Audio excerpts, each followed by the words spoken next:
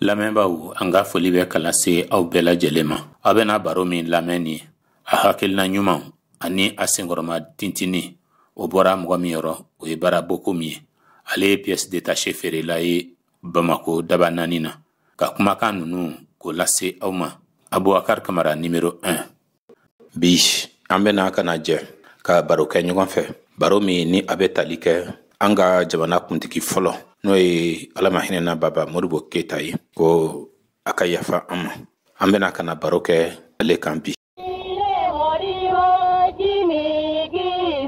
Modibo Keyita ale min kɛra faraɲɔgɔnkan tɔn min n'o kun bɛ wele ko Fédération du Mali n'a kɛra o ɲɛmɔgɔ fana ye. Ani fana baara caman bɛ Modibo Keyita a ye o sigi sen kan Mali jamana kɔnɔ. O la an bɛ a dabɔ fɔlɔ Modibo Keyita yɛrɛ bɔra mɔgɔ minnu na.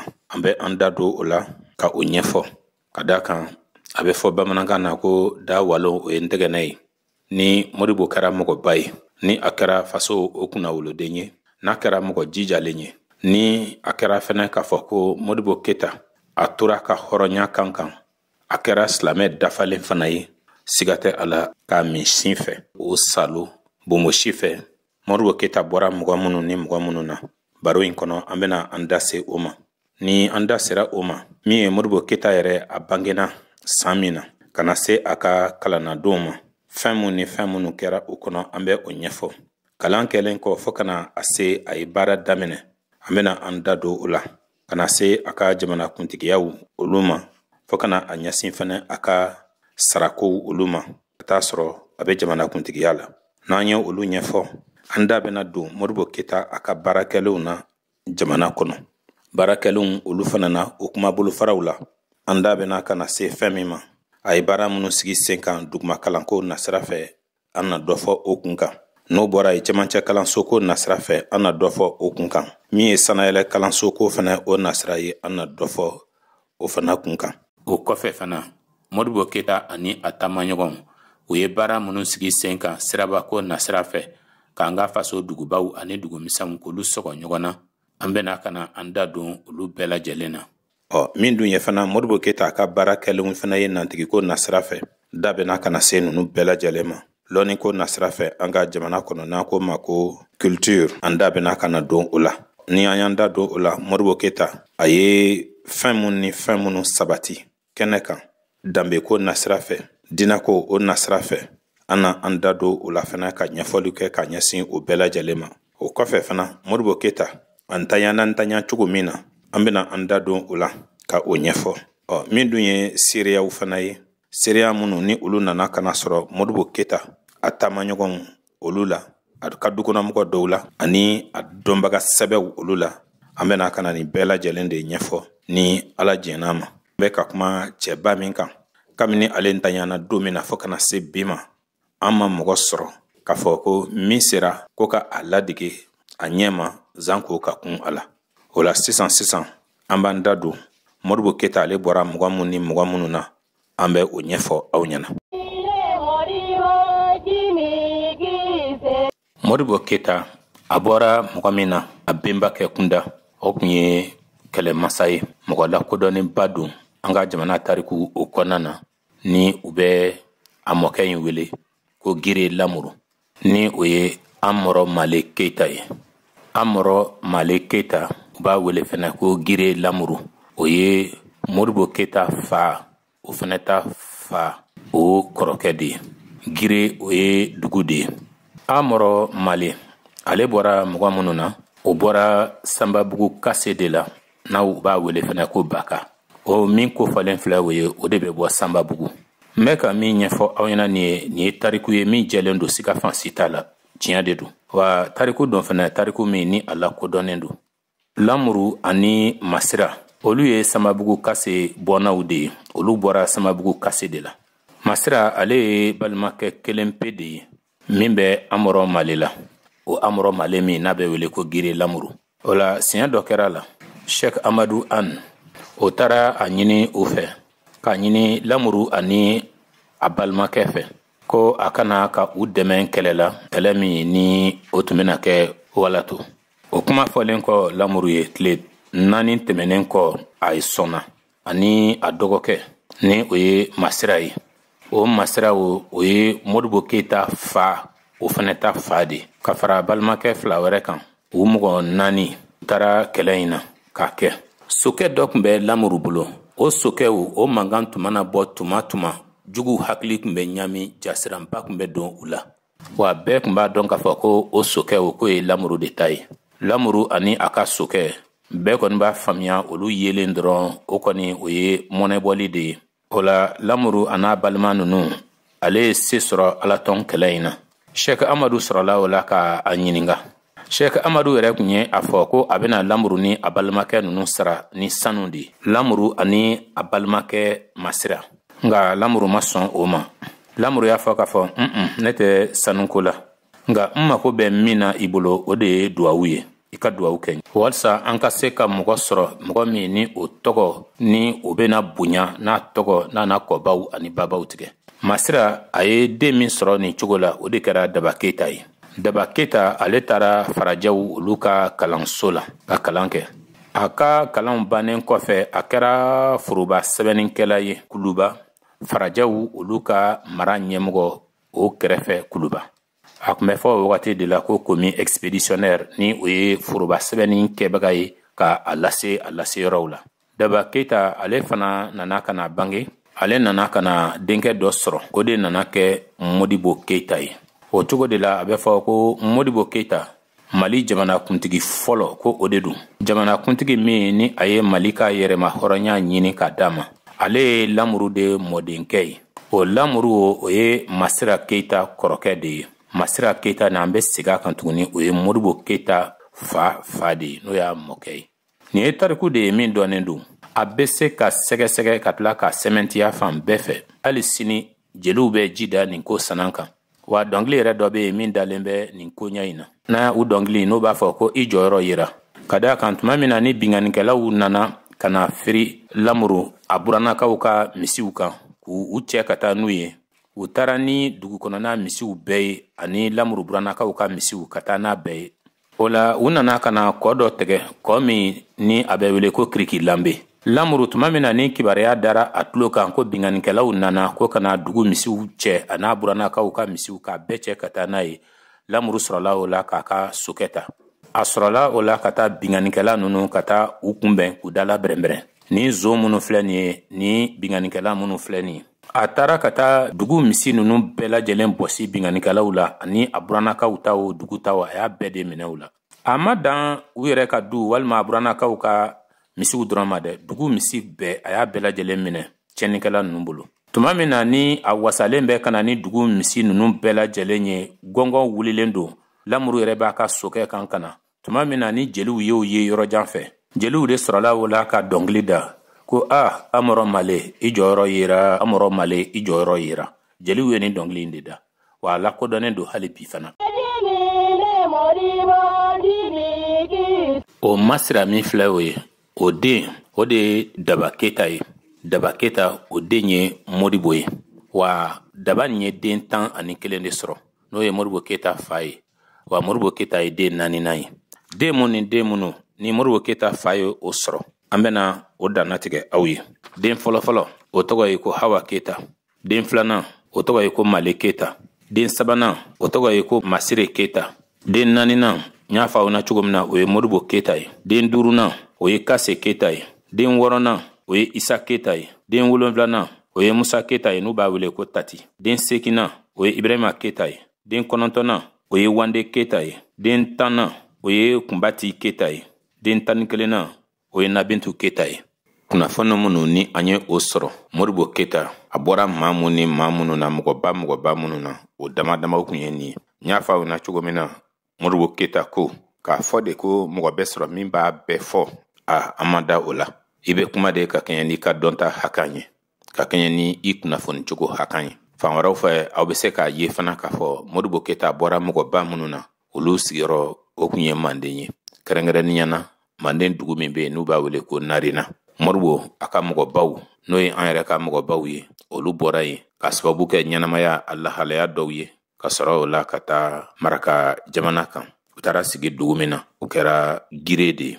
O la o b'a to an ka an ɲɛsin Modibo Keita yɛrɛ ma. Modibo Keita ale bangena ka bɛn ni san 1915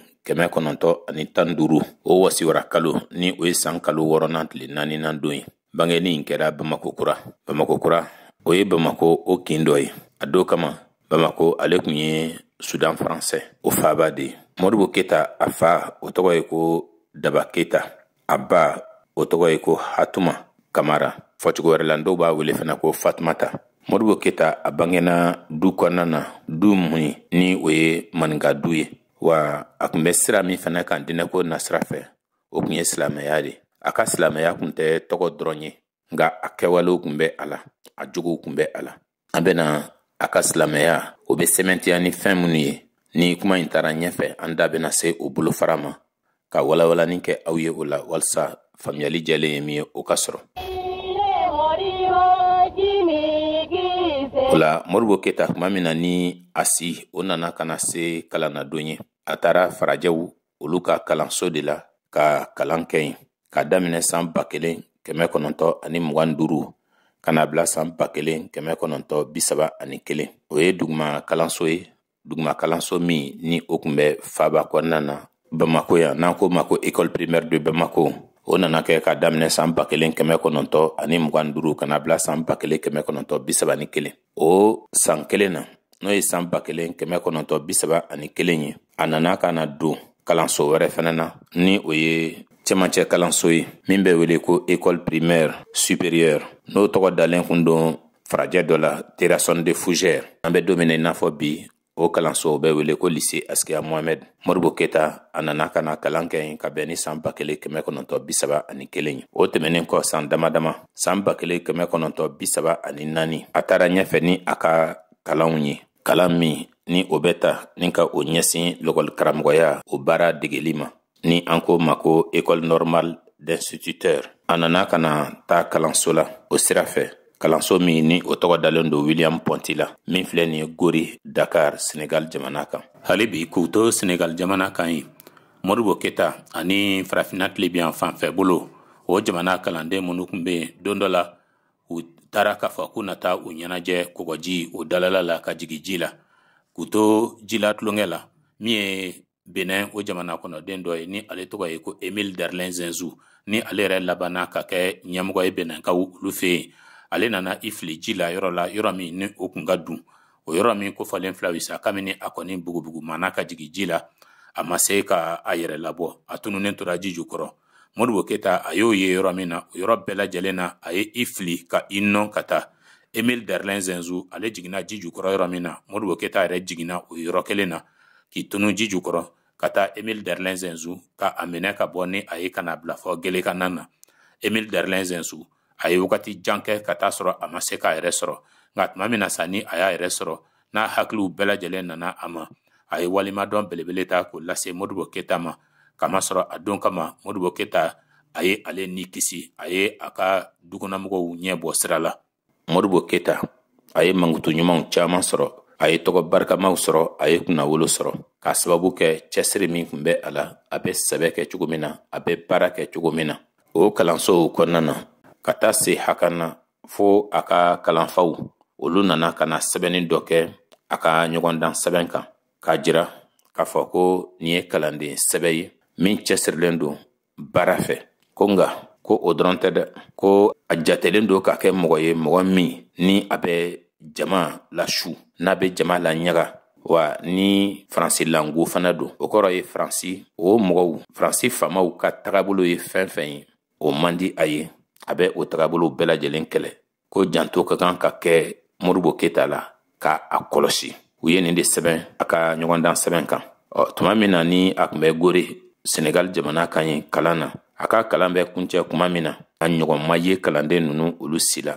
Ka da kan a wulila ka i jɔ ni jɔyɔrɔ min ye, o bonyana ka tɛmɛ bɛɛ ta kan a bɔɲɔgɔn ko ma ye, n'an ko ma ko major de sa promotion.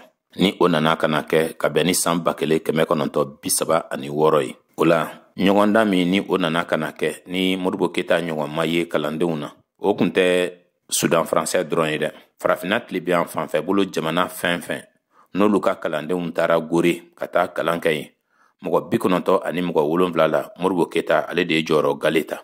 A ɲɔgɔn ma ye kalandenw olu la.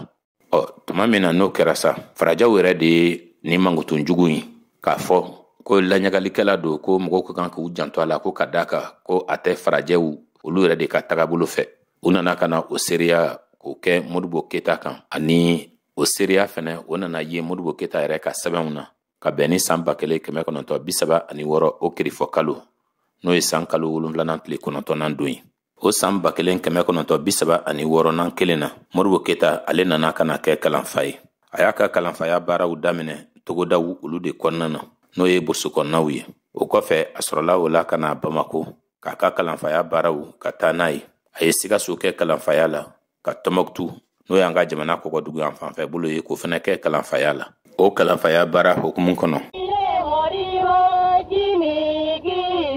san 1939 a nana ka na furu kɛ a ye muso mun furu o tɔgɔ ye ko Mariam Tarawele o Mariam Tarawele tuma caman na i bɛ o de tɔgɔ mɛn ka laseliw kɛnɛ kan ani a ka jɛrɛ yɔrɔw tɔw olu la an da bɛna tila ka se a ka denbaya ko ma ɲɛfɛ Modibo Keyita tuma min na ni ani o kunnawolo ani o sanga ni an'o nana wuli ka i jɔ a ye a sen don jɛkulu caman o baara la o senfɛ cɛ barikama dɔ fana tun bɛ an ka jamana kan a wagati kelen na ni o ye Mamadu Konate ye Modibo Keyita ni Mamadu Konate jɛra k'u bolo di ɲɔgɔn ma ka jɛkulu dɔ ka o sigi sen kan jɛkulu min ni o bɛ mɔgɔ kalannenw kofɔ Sudan jamana kan Sudan français jamana kan a don kama n'an ko a jɛkulu ma ko Association des lettrés du Soudan o nana ka na o sigi sen kan o jɛkulu min filɛ o ye o nana ka na laban k'a tɔgɔ yɛlɛmɛ ka kɛ ko Sudan ɲɔgɔn kunbɛ kɛnɛ n'an ko ma ko foyer du Soudan o kɔfɛ Modibo Keyita a nana wulikajɔ ka o sigi sen kan baaraw la baara min ni o bɛ tali kɛ lɔnnikow olu ma n'an ko ma ko culture jɛkulu dɔ bɛ yen min ni o bɛ kusanya ani baara kofɔ ni an ko o ma faransikan na ko groupe art et travail a nana fana ka na o laɲaga kosɛbɛ kosɛbɛ wa min ye lɔnniko nasira ye n'an ko ma ko culture an bɛna ka na Modibo Keyita ka baarakɛlen tɔw fana k'a ye o siratigɛw la a ye fɛn mun ni fɛn minnu kɛ jamana ye lɔnniko nasira fɛ ni dɔw yɛrɛ fana i b'a fɔ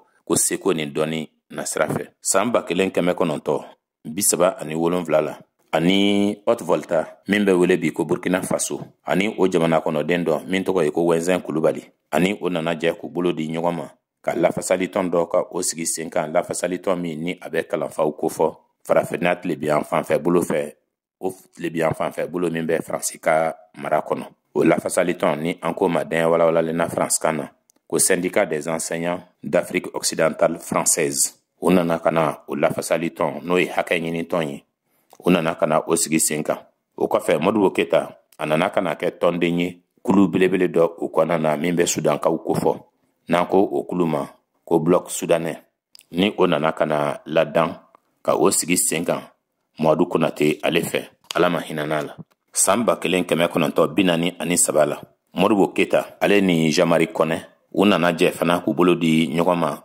baaraɲɔgɔnya hukumu kɔnɔna na ka fugabɛ dɔ sigi sen kan n'an ko ma ko journal lakalita sɛbɛn kunnafoni sɛbɛn ka o dɔ ladan o sɛbɛn min n'o bɛ wele ko l'œil du Kenedugu ni o ye Kenedugu o ɲɛkisɛ ye u nana ka na o kunnafoni sɛbɛn n'o ye fugabɛ ye u nana ka na o ladan o fugabɛ kun kɔnɔna na u tun bɛ kɔrɔfɔ gwɛlɛnw caman ta ka o ɲɛsin jɔnya tigilamɔgɔw olu ma ka u kɔrɔfɔ u ka tagabolow ani u ka juguyaw la diɲɛ kɛlɛba filanan tɛmɛnen kɔfɛ ni o ye deuxième guerre mondiale ye Modibo Keyita ale sen nana ye tɔn dɔ o sigili la sen kan tɔn min ni o bɛ Sudankaw bɛɛ faralen ɲɔgɔn kan ka o kofɔ n'an ko ma ko Union Soudanaise wa tilara ka kɛ o foroba kalatigi yɛrɛ fana ye n'an ko ma ko secrétaire général o kɔfɛ kulu min bɛ yen n'o bɛ bɛrɛbɛrɛli kofɔ golofina gun kan ni an ko ma dɛn walawalali na faransikan na ko Rassemblement démocratique africain ni o ye RDA ye